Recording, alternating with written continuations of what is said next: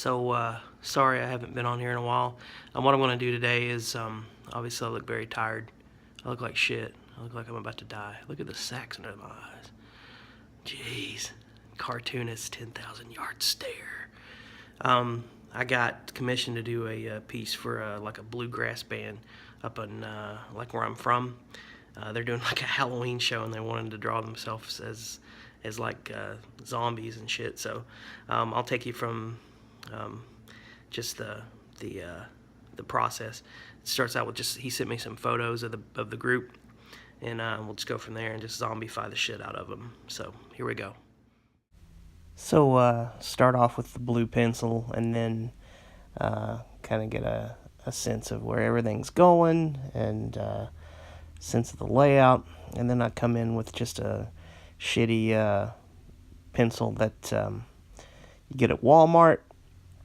It's a little lead pencil, and I go in and just start throwing in the details and the blacks and where the blacks are going to go and all that, just finishing the drawing.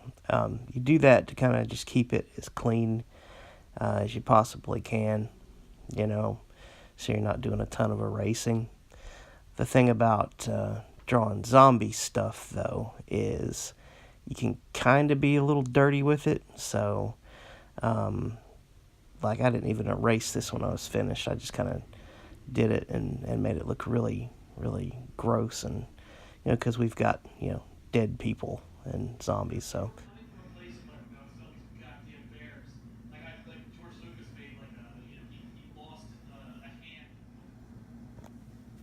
So I inked this sucker with, and I forgot to kind of video it, but a little bit about how I did it, how I ink anyway, is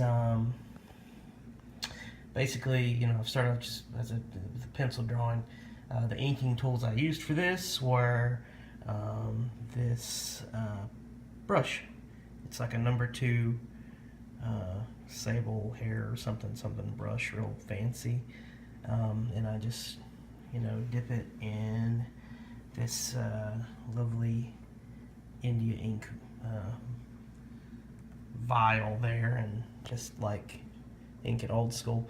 And when we're doing these zombies, I can just be real filthy about the inking, and I just kind of was like, I really, when you do zombies, it's best to just slap that shit on there. So I did that, and then what I'm going to do later is go in Photoshop and do a background, and I'm going to utilize this big ink blotch that I did right here. And the way that I did that was really simple. Like this ink has a little dropper, and I just kind of, I just held it above here, drop, drip, dripped it on here. And what we can do is we can just turn that red, we'll turn it to blood, and use it as a background for this drawing that this band's going to use as like a shirt for their Halloween show, and a poster for their Halloween show. The last thing that I did was there's like splatter all over this. A lot of people have different things they use for their splatter technique when they do like a big splatter of ink. I use this toothbrush. But next step here is to go to my extremely old dinosaur computer, scan the image in. I'm also going to scan that and that image in, and then we've got a little tablet if we need it. But and we're going to color the sucker. Next thing I do is I go in and I pick my colors. The only color advice I have is just to limit your palette. That's kind of the only thing I've ever learned that's worked for me. So I picked all these really dead, kind of ugly looking colors because they're dead and they're zombies, lots of greens and things like that. So we're going to do that and basically flat everything in, and then we'll go and put I usually just do like a one layer of like a shadow, kind of make it look sort of animated.